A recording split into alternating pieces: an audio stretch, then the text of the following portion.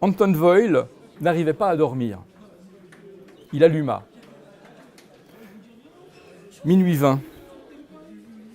Il poussa un profond soupir, s'assit dans son lit, s'appuyant sur son pelochon.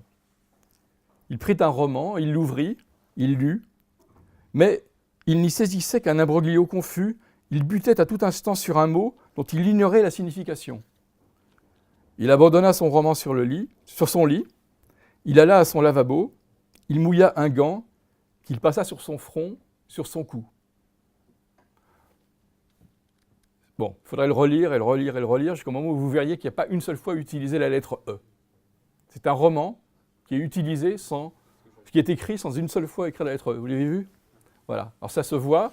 Une fois qu'on a vu qu'il manquait la lettre E, ce qu'on voit aussi, c'est la manière dont il travaille pour ne pas utiliser la lettre E. Et donc une fois qu'on le sait, on écoute le texte différemment, parce que cette contrainte de ne pas utiliser la lettre E fait apparaître un texte qui est en dessous, ce qu'on peut appeler un sous-texte, et qui est le texte dans lequel la lettre E serait utilisée si on ne s'interdisait pas. Je pense que c'est bien pour des gens comme nous.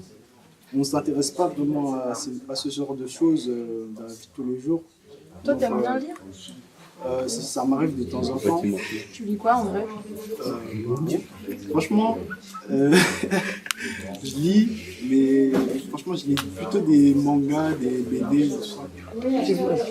Moi, j'ai pas l'habitude d'écrire comme ça.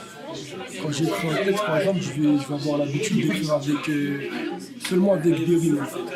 Mais en fait, avec les contraintes qui s'est mis, ça m'a plus intéressé en fait. Et je me suis dit que je pourrais le faire dans un de mes textes en fait. Mais ce qu'il a fait, c'est très fort. Et je pense pas que ça soit facile. Je pense qu'avant, il a dû vraiment bien travailler la chose d'être au max quand même, dans le futur, d'être fort. J'avais envie de leur dire que c'est normal de ne pas y arriver tout de suite. C'est normal de passer du temps. C'est normal de se dire que pour un paragraphe, il faut 1 heure, 2 heures. L'idée qu'on n'y arrive pas, parce que si on n'arrive pas tout de suite, c'est une mauvaise idée. Et comme justement ils sont dans l'univers de l'artisanat, ils savent très bien que c'est vrai. Que quand on apprend à manipuler du bois, du métal, on n'est pas dans l'immédiateté. On est toujours dans un apprentissage long. Et la langue, c'est pareil. Et donc, il ne faut pas désespérer. Et il faut de l'acharnement et du désir. Parce que les deux, acharnement et désir, c'est la base de toute création artistique.